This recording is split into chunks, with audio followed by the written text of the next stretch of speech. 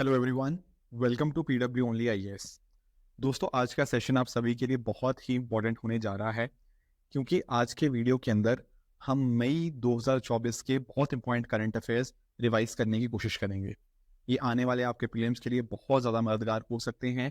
तो आप इंश्योर ये कीजिएगा कि इस सेशन को आप स्टार्टिंग से लेकर अंत तक बहुत ही अच्छे से देखिए। आपके बहुत सारे कॉन्सेप्ट क्लियर होंगे, आपका करंट एस्पेक्ट तो कवर होगा ही होगा, plus at the same time जहाँ जहाँ पे स्टैटिक पोर्शन के साथ उसका लिंकेज होगा वो भी मैं आपके साथ यहाँ पे डिस्कस करता चलूंगा। आपको कोशिश यही करनी है कि लेक्चर्स को आप स्टार्टिंग से लेकर एंड तक देखिएगा, plus at the same time आपको टेलीग्राम चैनल के साथ भी हमारे जुड़ सकते हो, जहाँ पर इनकी पीडीएफ्स आपको बहुत अच्छा कंटेंट आपको देखने को मिल जाता है। दोस्तों, स्टार्ट करने से पहले आज का सेशन एक छोटी सी इन्फॉर्मेशन मैं आप सबके साथ शेयर करना चाहूँगा। हमारे जो फाउंडेशन बैचेज हैं, टाइटन, संकल्प एज वेल एज प्रहार, बहुत ही अफोर्डेबल कॉस्ट के अंदर आप यहाँ पे इनके अंदर एनरोल कर सकते हैं। आप नोटिस कीजिएगा कि इन बैचेस के अंदर आपको अफोर्डेबिलिटी के साथ साथ क्वालिटी कंटेंट देखने को मिल जाएगा, जहां पर आपकी पूरी की पूरी यूपीएससी की तैयारी बहुत ही अच्छे ढंग के अंदर यहाँ पर करवाई जा रही है। आप टाइटन बैचेस को ज्वाइन कर सकते हैं इंग्लिश मीडियम के अंदर भी। ऑन द अदर हैंड आप संकल्प 2026 को ज्वाइन कर सकते हैं हिंदी और इंग्लिश के अंदर, एंड प्रहार 2025 को आप यहाँ पे एनरोल कर सकते हैं, ये भी हिंदी और इंग्लिश के अंदर अवेलेबल है। इन सभी चीज़ों के लिंक्स मैंने नीचे डिस्क्रिप्शन में डाल दिए हैं, अब वहाँ से जाके इनके लिंक्स के माध्यम से आप अपने कोर्सेज में एनरोल कर सकते हैं।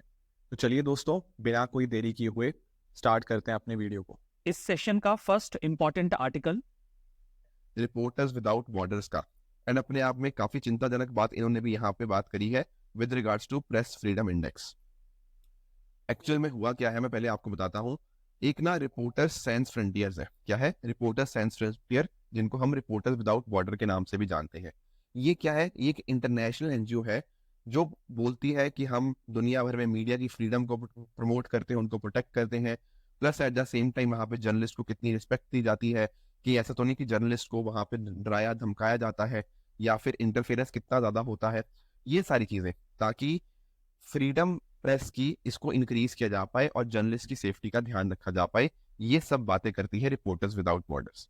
ठीक है, इस तरह से ना ये पूरी दुनिया में लगभग 180 कंट्रीज को अंदर ये चीज नोटिस करते हैं कि कहाँ कहाँ पे कितनी प्रेस फ्रीडम है। अब इंडिया के केस में ना इन्होंने बताया है कि भाई देश में प्रेस फ्रीडम कम हो गई है। देखो मैं फिर से बता रहा हूँ, ये इन्होंने बोला है, ये मैं नहीं बोल रहा। ये रिपोर्ट क्या कह रही है मैं वो बता रहा हूँ। रिपोर्ट ने बोला है कि पिछले साल इंडिया में जो प्रेस फ्रीडम इंडेक्स था, तो इंडिया का स्कोर उसमें 36.62 था। अब ये नीचे गिरकर 31.28 हो चुका है। अब आप पूछेंगे सर ऐसा क्या हो गया कि हमने प्रेस फ्रीडम में हम नीचे गिर गए या फिर हमारा स्कोर नीचे गिर गया? ठीक है, रैंक हालांकि हमारा इंप्रूव हुआ है। पिछले साल हम 161 पे थे, इस साल हम इंप्रूव होकर 159 हो चुके हैं। पर उसका कारण ये है कि बाकी कंट्रीज नीचे गिरी है। ठीक है, तो ये स्कोर नीचे गिरने का सर कारण क्या है? देखो यहाँ पर ना रिपोर्ट के अंदर कुछ बातें करी गई हैं। मैं फिर से रिआइटरेट कर दूं, ये इस रिपोर्ट की बातें हैं, मेरी बातें नहीं है। इस रिपोर्ट में लिखा गया है कि जब से 2014 से सरकार आई है पावर के अंदर, तो देश में एक अनऑफिशियल स्टेट ऑफ इमरजेंसी चल रही है। देश के अंदर गोदी मीडिया चल रहा है, देश के अंदर बीजेपी का प्रोपोगेंडा चल रहा है, एंड जो आपके रिपोर्टर्स हैं वो एक ही साइड को दिखाते रहते हैं, पूरा दिन हिंदू मुस्लिम करते हैं। And on the other hand बाकी जो मेन मुद्दे हैं आपके बेरोजगारी, इन्फ्लेशन, इन सब चीजों के ऊपर डिस्कशन नहीं होती। तो हमारे जो मीडिया है अब वो कहीं ना कहीं बायस्ड है, वो अनबायस्ड तरह से चीजें नहीं दिखाता है, ऐसा इस रिपोर्ट ने बोला है। अब देखो पिछले साल भी कुछ ऐसी ही बातें बोली गई थी। उस समय भी हमारी सरकार ने क्या बोला था कि भैया ये जो रिपोर्ट है ये अपने आप में मिस इन्फॉर्म्ड है, प्रोपोगेंडा दिखा रही है, एंड हमने इस रिपोर्ट को रिजेक्ट कर दिया था। ऑन द अदर हैंड मैं बाकी चीजें अगर बताऊं तो यूएसए की बात करें तो भैया यूएसए में भी गिरावट देखने को मिली है। पिछले साल यूएसए का रैंक 45 था, इस बार गिर के 55 हो चुका है। इवन जैसे डोनाल्ड ट्रंप की जब प्रेसिडेंसी थी ना, तो इन्होंने उनको भी क्रिटिसाइज किया है कि उस समय भी उन्होंने मीडिया को बहुत हैवी लेवल के ऊपर क्रिटिसाइज किया।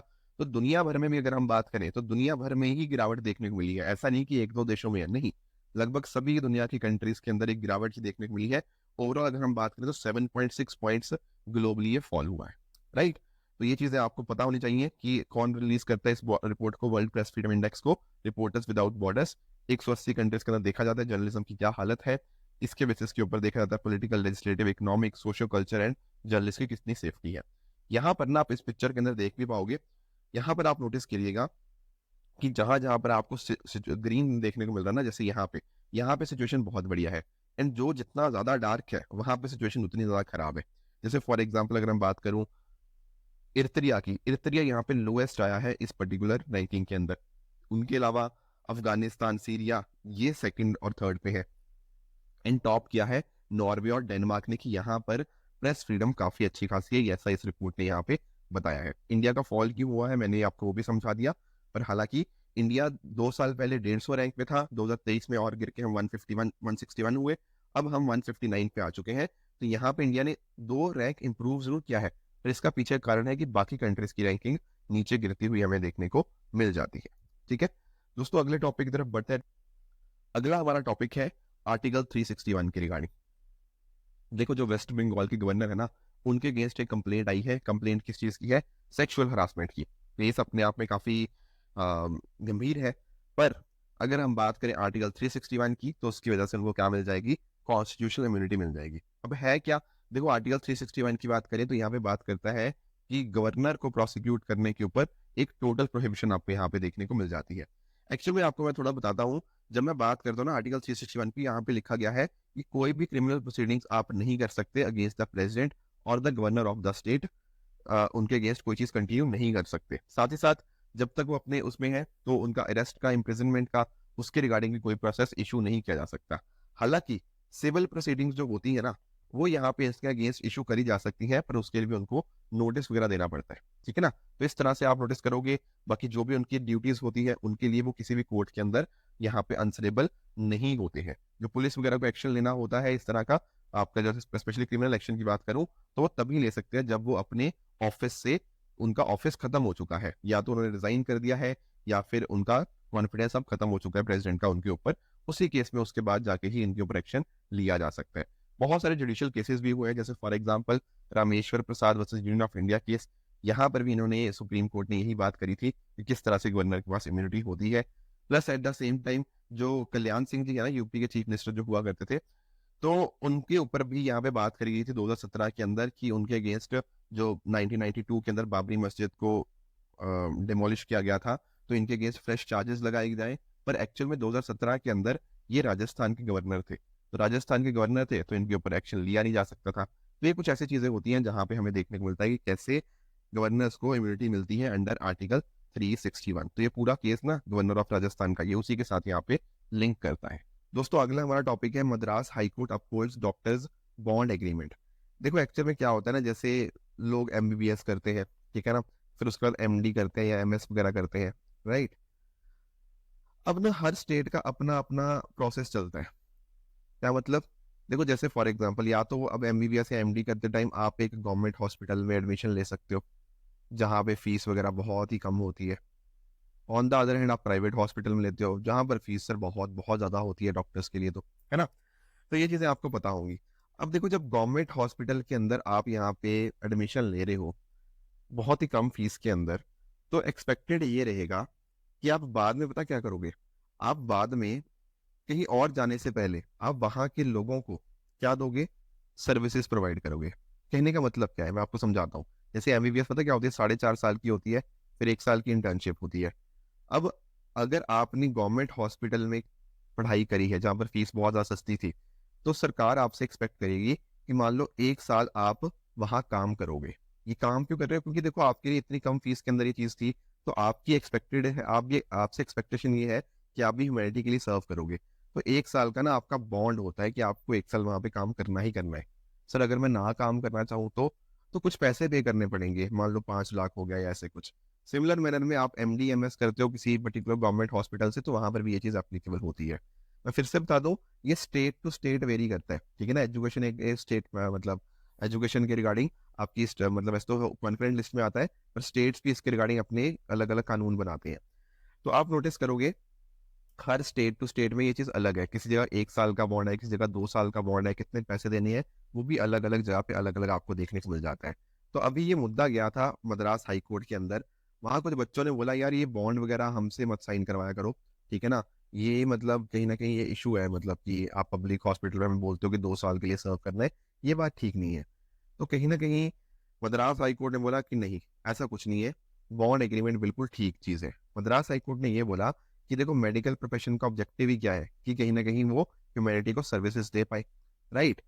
तो इस तरह से अगर आप बोलोगे कि यार हम गवर्नमेंट हॉस्पिटल में काम नहीं करेंगे, हम पुअर पेशेंट्स को ट्रीटमेंट नहीं देंगे, आपने बॉन्ड के ऊपर एग्रीमेंट भी कर दिया, ये कहीं ना कहीं आपके मेडिकल एथिक्स के ही अगेंस्ट जाता है, ठीक है ना? आपको जो एजुकेशन मिली है वो कहीं ना कहीं उनके एक्सपेंस के ऊपर मिली है, जो इतने सस्ते दामों के ऊपर। तो आप ये सब चीजें मना नहीं कर सकते, या फिर या तो मना कर रहे हो तो बॉन्ड का पैसा भर के जाओ, नहीं तो आप जो भी जिस स्टेट में जो भी है, मान लो किसी जगह 1 साल है, किसी जगह 2 साल है, तो आपको बॉन्ड पीरियड को कंप्लीट करना ही पड़ेगा। जैसे मध्य प्रदेश के अंदर ना 1 साल का बॉन्ड एग्रीमेंट आपको देखने को मिलता है। इस तरह अलग अलग स्टेट्स के अंदर अलग अलग रूल्स आपको देखने को मिल जाएंगे।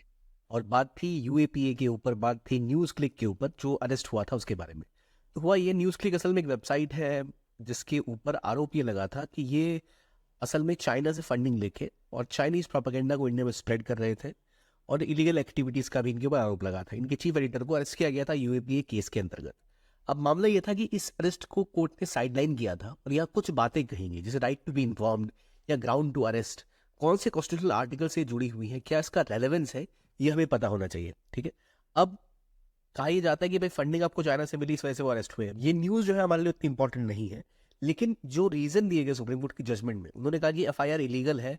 इसके बारे में उन्होंने कुछ बातें बोली। पहला, कि जब उनको अरेस्ट किया गया तो उनको एफआईआर की कॉपी 2 दिन बाद मिली थी, लेकिन उनको तब तक रिमांड में रखा गया जो उनके फंडामेंटल राइट्स के खिलाफ था। मेरा आपसे सवाल है, फंडामेंटल राइट्स कौन से एसोसिएटेड हैं अरेस्ट के हिसाब से, या जो गोल्डन ट्राइंगल है फंडामेंटल राइट्स का, आर्टिकल 14, 19 और 21, जिसको हम कहते हैं golden triangle of fundamental rights, इसमें कुछ ऐसे आर्टिकल्स हैं जो डील करते हैं अरेस्ट के बारे में। हालांकि इन तीनों से बाहर है वो, 22 प्राइमरी डील करता है इसके बारे में। वो क्या है तो देखिए, as per the constitution, supreme court की जजमेंट में ये फिर बताया गया, you have right to be informed under article 20, 21 and 22। इसमें सबसे इंपॉर्टेंट चीज ये है कि अंडर आर्टिकल 22 सबसेक्शन 1 ये आपका अधिकार है कि आपका जो ग्राउंड्स ऑफ अरेस्ट है वो आपको पता रहना चाहिए।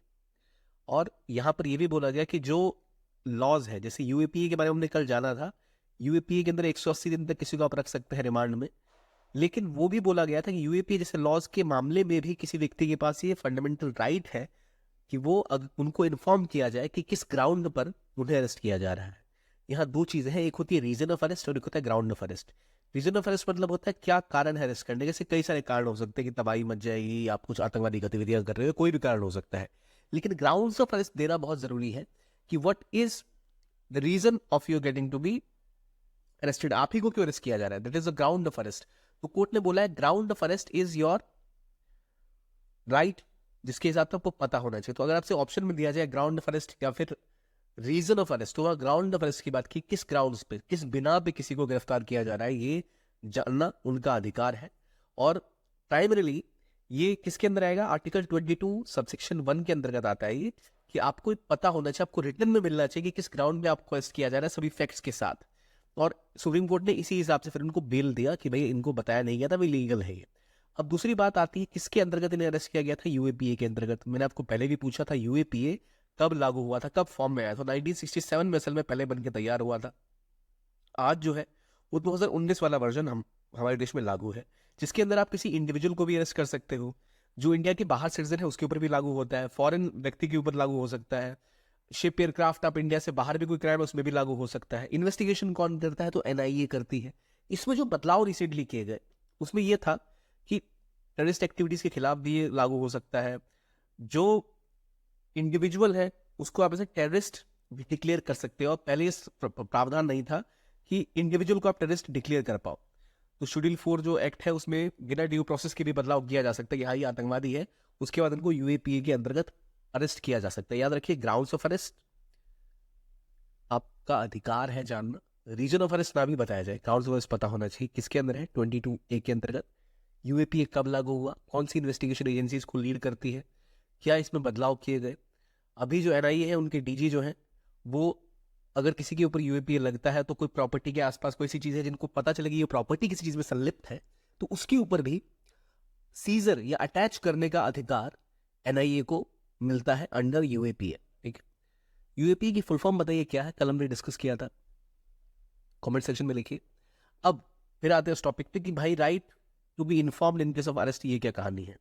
तो पहले एक है भारत की न्याय संहिता उसका सेक्शन 47 जो है वो मेंशन करता है कि पुलिस ऑफिसर जब भी किसी को अरेस्ट करना होता है तो उसको किसी वारंट की अगर बिना अगर अरेस्ट किया जा रहा है तो उसकी जानकारी देनी चाहिए, ग्राउंड ऑफ ऑफेंस किसके लिए उन्हें अरेस्ट किया जा रहा है। ठीक?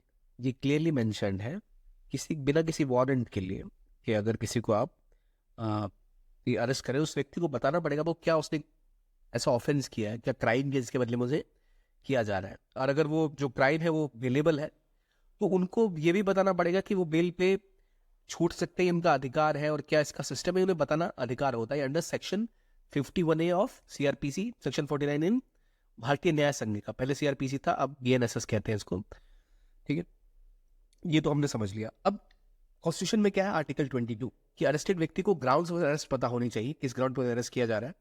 और इतना ही नहीं, उनके फैमिली मेंबर्स या रिलेटिव है या दोस्त है तो उनको उनके गिरफ्तारी के बारे में जानकारी देना अधिकार होता है। ठीक है, ये यहाँ पता चल गया। देखो अब यहाँ एक चीज समझो कि right to be informed in case of arrest अलग है और राइट टू बी इन्फॉर्म्ड अलग है। राइट टू बी इन्फॉर्म्ड कई मामलों में लागू होता है कि अगर आप कोई खाने का पैकेट भी खरीद रहे हो तो जो पैकेज है उसके ऊपर भी आपको इन्फॉर्मेशन मिलनी चाहिए क्या दिया जा रहा है। तो वो एज ए कंज्यूमर राइट्स है। Right to be inform during arrest is specifically related police के मामले में। तो ये जो अगर राइट टू इन्फॉर्म है ये आपका कंज्यूमर राइट्स में भी आता है। तो अगर आपसे पूछा जाए राइट टू बी इन्फॉर्म्ड तो उसको सीधा अरेस्ट के साथ मत जोड़ लेना।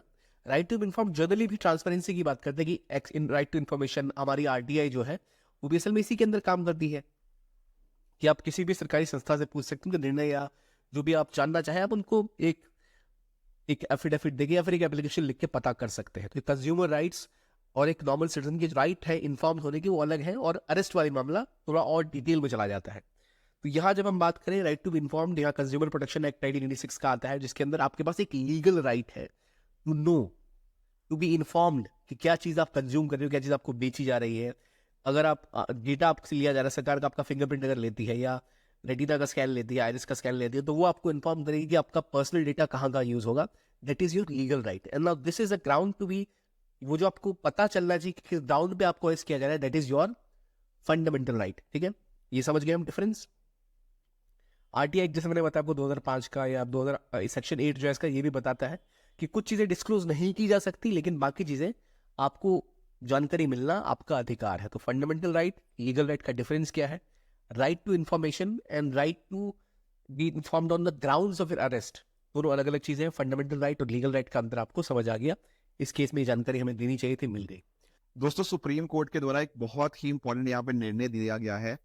यहाँ पर आप नोटिस करोगे कि बहुत ज्यादा डिस्कशन हो रहा है पिछले दिनों के अंदर फॉर्म 17C के बारे में। तो आखिर ये फॉर्म 17C क्या है, फॉर्म 17A क्या है, आइए पूरा डिटेल में इसको समझने की कोशिश करते हैं।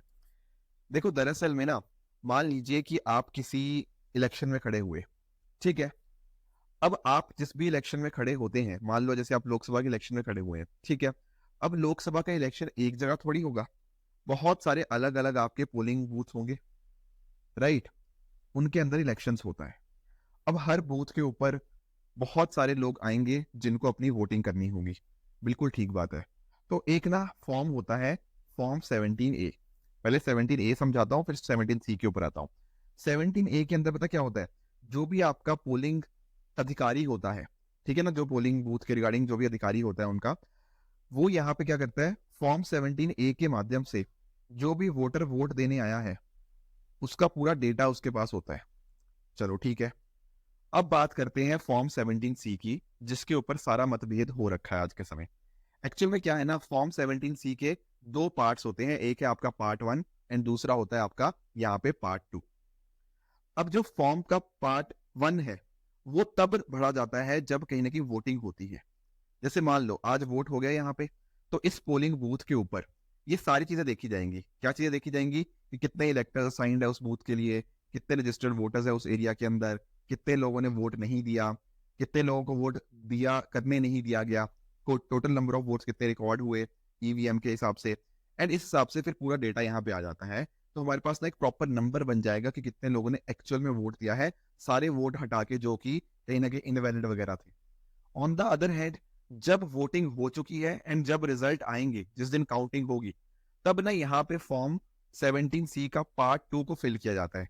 यहाँ पर आपका नंबर नेम ऑफ कैंडिडेट होता है, जो भी आपके अलग अलग कैंडिडेट खड़े हुए हैं डिफरेंट पॉलिटिकल पार्टी या इंडिपेंडेंट भी खड़े हो सकते हैं, उनको कितनी कितनी वोट्स मिली, उनका यहाँ पे टोटल किया जाएगा। अब मुझे ये बताओ, ये वाला जो टोटल यहाँ पर आया वर्सेस यहाँ पर जो हमने देखा था total number of votes recorded, उसके बाद वो सारा माइनस करने के बाद जो नंबर आया, क्या वो मैच करना चाहिए? The answer is obviously yes. क्योंकि ऐसा थोड़ी हो सकता है कि वोट आप देख रहे हो कितने डले वर्सेस आप देख रहे हो कि वोट कितने काउंट हुए, उनमें अंतर थोड़ी आना चाहिए। जब आपने इनवैलिड हटा ही दिया फिर तो सेम आना चाहिए। बिल्कुल सही बात है। अब यहाँ पे मुद्दा पता क्या आ रहा है, जब हम बात करते हैं ना फॉर्म 17C की, ये फॉर्म 17C पता किसको दिया जाता है? ये फॉर्म दिया जाता है जो भी आपके इलेक्शन में लोग खड़े हुए हैं ना, उनके एजेंट को। क्योंकि आप जैसे मान लो आप लोकसभा के चुनाव के लिए खड़े थे, आप सब जगह थोड़ी जा सकते हो, पर आपके एजेंट जरूर होते हैं उस पोलिंग बूथ के ऊपर, तो उन एजेंट को जरूर दे दिया जाएगा। पर यहाँ पर ना एसोसिएशन फॉर डेमोक्रेटिक रिफॉर्म जो एडीआर है और भी बहुत सारे साथ में थे, इन्होंने बोला था कि ईसीआई को ऐसा करना चाहिए, इलेक्शन कमीशन ऑफ इंडिया को, कि जितना भी डेटा है फॉर्म 17C का, वो सारा का सारा डेटा अपलोड कर देना चाहिए। अब सुप्रीम कोर्ट ने बोला नहीं, ऐसा कुछ नहीं है, इसकी कोई जरूरत नहीं है। इसके लिए फ्री एंड फेयर इलेक्शंस के ऊपर सबका ध्यान होना चाहिए। ऐसे बीच इलेक्शंस के समय हम ये यहाँ पे इलेक्शन कमीशन को इतना ज्यादा काम नहीं दे सकते। तो यहाँ पर जो सिस्टम चल रहा है वो ठीक चल रहा है। अब आप पूछेंगे सर एडीआर को इतनी क्या जरूरत पड़ेगी एसोसिएशन फॉर डेमोक्रेटिक रिफॉर्म्स को, कि वो बोले जाके कि भैया फॉर्म 17C का डेटा अपलोड करो, या और लोग क्यों बोल रहे हैं इसके पीछे? देखो एक्चुअल में पिछले दिनों में हुआ पता क्या है, अक्सर ना ECI election commission of India data देता है। किस चीज का डेटा? ये बताता है कि किसी फेज के अंदर कितने परसेंट पोलिंग हुई। आप लोग अगर प्रीलिम बूस्टर को रेगुलरली सुन रहे हो ना, मैंने भी आपको कई बार बताया कि यार इस फेज 1 में 61%, 62, ऐसे कुछ कुछ नंबर्स मैंने आपको बताए थे, है कि नहीं? अब वो पता क्या रहा है, ये ना data election commission of India revise कर रहा है। मतलब कई बार हो रहा है कि पहले नंबर कुछ और दिया, फिर 3, 4, 5% नंबर बढ़ा के कुछ और बता दिया। Plus at the same time आज तक जितने भी चुनाव हुए हैं उनमें जो डेटा था ना, जो डेटा था वो 24 से 48 घंटे के अंदर नॉर्मली पब्लिश हो जाता था, नॉर्मली विद इन एक दिन के अंदर ही हो जाता था। पर इस बार कुछ कुछ फेजेस के अंदर ऐसा भी रहा है कि 10 दिन लग गए उसको पब्लिश करने के अंदर, किसी बार 4 दिन भी लग गए। तो काफी सारे लोगों का ना ट्रांसपेरेंसी के रिगार्डिंग क्वेश्चन यहाँ पे उठ रहा है। तो इस वजह से ये थोड़ा फॉर्म 17C वाला मुद्दा न्यूज में आ चुका है। आई होप आपको फॉर्म 17A समझ आ गया होगा एंड उसी तरह से फॉर्म 17C भी समझ आ गया होगा। अब एक बात और भी यहाँ पे बोली गई ना, कि किसी लॉ के अंतर्गत ऐसा मैंडेट नहीं किया गया कि ईसीआई को ये डेटा अपलोड करना ही है, ठीक है ना? बस यहाँ पे आप नोटिस कर पाओगे कि हमें जो फॉर्म 17C होता है वो यहाँ पे जो भी उनके एजेंट्स होते हैं उनको यहाँ पे देना यहाँ पे जरूरी होता है एज पर दीज रूल्स, ठीक है? तो under rule 49S 56C of the conduct of election rule 1961 presiding officer होता है इस तरह से अकाउंट ऑफ वोट्स को रिकॉर्ड करता है पार्ट 1 के अंदर, जैसा मैं आपको कह रहा था। एंड जो भी उनका पोलिंग एजेंट होता है उनको यहाँ पे वो अवेलेबल करवाता है, ठीक है? तो काफी इन्फॉर्मेशन होती है, जैसे मैंने आपको सारी इन्फॉर्मेशन यहाँ पे एक्सप्लेन कर ही दी है पार्ट 1 के अंदर। पार्ट 2 के अंदर ये सारा डेटा यहाँ पे अवेलेबल होता है। फिर जब आपकी काउंटिंग होती है ना, उस दिन part 2 of form 17C important बन जाता है। तो उसके माध्यम से आप वेरीफाई कर सकते हो कितने वोट्स डले थे वर्सेस कितने काउंट हुए हैं। एंड इन केस कुछ भी डिस्क्रिपेंसी आती है तो उस केस में आप जो भी कंसर्न हाई कोर्ट होता है उसके ऊपर मूव कर सकते हो। तो इससे कहने का देखो ट्रांसपेरेंसी बनती है। क्योंकि आप नोटिस करो ना, जब हम बात करते हैं कि डेटा की, तो डेटा के बेसिस पे हमें पता लग जाता है कि हाँ यार इतने लोगों को वोट मिला, इतने वोट काउंट हुए हैं, तो definitely it is perfectly all right. एक चीज आपको और जाननी है कि एक ना एनकोर करके चीज है। एनकोर क्या है? Encore stands for enabling communication on real time environment. Actual में ना एनकोर को ईसीआई के द्वारा डेवलप किया गया है, उसी का एक मॉड्यूल है वोटर टर्नआउट। इसके माध्यम से क्या होता है, इसके माध्यम से जो भी आपका रिटर्निंग ऑफिसर है, असिस्टेंट रिटर्निंग ऑफिसर्स है, राइट, वो यहाँ पर सारी एंट्रीज को यहाँ पे डालते रहते हैं रियल टाइम बेसिस के ऊपर। पोल के एंड के ऊपर अगर आप नोटिस करोगे तो प्रॉपर हमें प्रॉपर डेटा मिल जाएगा, कितने मेल लोगों ने वोट डाला, कितने फीमेल हो गया, कितने थर्ड जेंडर हो गया, वो सारा डेटा अकॉर्डिंगली हमें यहाँ पे मिलता रहता है। तो ये चीज भी आपको एनकोर के बारे में पता होनी चाहिए। जैसे मैंने आपको बताया था कि इसके बेसिस के ऊपर सारी चीजें मॉनिटरिंग आप कर पाओगे, पूरा प्रोसेस अपने आप में बहुत ज्यादा सिंप्लीफाई हो पाएगा, ऑल ऑफ दीज थिंग्स। अब एक चीज आपको और यहाँ पे जो पढ़नी है ना, वो है आपका एडीआर के बारे में, एसोसिएशन ऑफ डेमोक्रेटिक रिफॉर्म्स। देखो ये अपने आप में पॉइंट इसलिए बन जाता है क्योंकि अगर हम अपना मेंस का सिलेबस नोटिस करोगे ना, तो मेंस के अंदर हमारे सिलेबस के अंदर एक पार्ट है that is civil society organisation या सिविल सोसाइटी ग्रुप्स के बारे में। तो कल को अगर यूपीएससी आपसे पूछता है कि सिविल सोसाइटी ऑर्गेनाइजेशन की क्या क्या इंपॉर्टेंस है, वहां पर एज एन एग्जाम्पल आप डेफिनेटली ईडीआर का एग्जाम्पल दे सकते हो क्योंकि मैं आपको बताता हूँ एडीआर ने ना बहुत अच्छे अच्छे काम किए हुए हैं। जैसे फॉर एग्जांपल एक चीज 1999 के अंदर इन्होंने केस डाला था, तो उसके बाद में उस केस के माध्यम से कैंडिडेट का criminal background, educational qualification, assets वगैरह डिस्क्लोज करना मैंडेटरी हो चुका है आज के समय। आप लोग भी देखते होंगे कि आपके जो भी एमपी खड़ा है उसका क्या क्रिमिनल बैकग्राउंड है, वो आपको इसी केस के बाद पता लगने लगा। उसी तरह से अगर हम बात करें तो सुप्रीम कोर्ट का एक लैंडमार्क जजमेंट था जहां पर NOTA, none of the above को यहाँ पे इंट्रोड्यूस करवाया गया, तो वो भी यहाँ पे ईडीआर के ही कामों की वजह से हुआ। Plus at the same time electoral bond scheme हमने बहुत बार चर्चा करी अपना फिल्म बूस्टर के अंदर ही। वो जो इलेक्टोरल बॉन्ड्स को सुप्रीम कोर्ट ने बाद में स्ट्रक डाउन किया ना, उसको भी चैलेंज किसने किया था? उसको भी चैलेंज आपके एडीआर ने ही किया था। तो these are some of the points जो आप होप आपको voter turnout data, form 17C, ADR, ये सारी चीजें आपको समझ आ गई होंगी। तो आज के इस सेशन में बस इतना ही। Thank you very much.